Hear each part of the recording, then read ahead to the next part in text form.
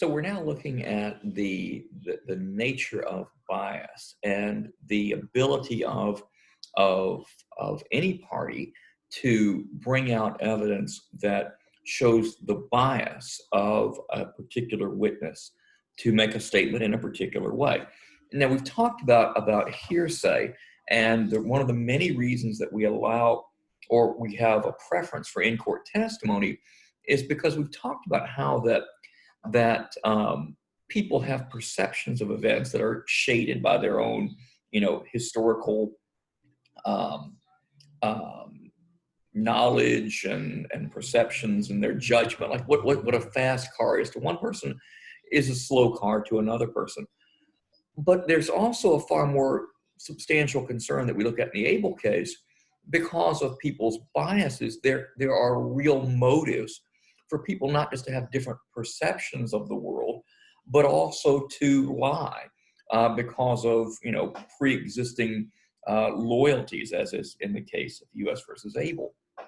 So in Abel, the question here is whether the prosecution is allowed to bring in evidence that one of the defendant's witnesses is a member of the Aryan Brotherhood with the defendant.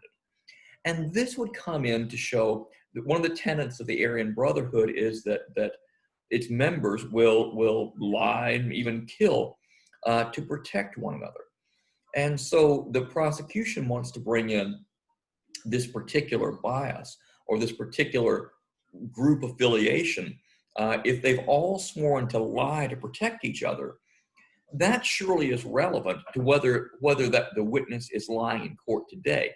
The witness has actually previously agreed to do just that very thing, and it wasn't some kind of a pinky swear. This is a very dangerous prison gang where going back on one's oath could have very serious repercussions.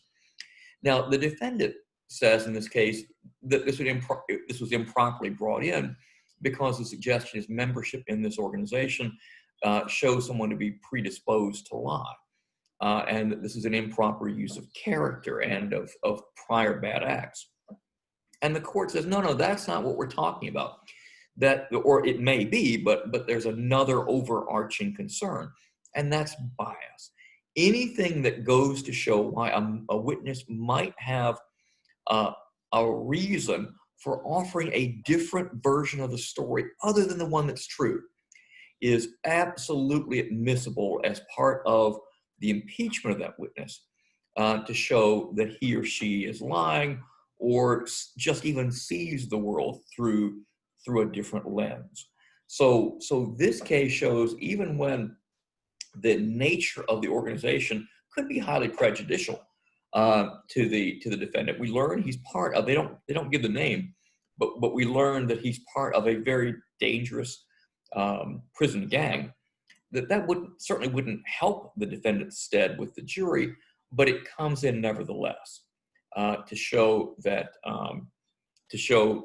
very important question of whether the defendant's membership in the same gang with the witness who's supporting his story could be biased to lie on his behalf.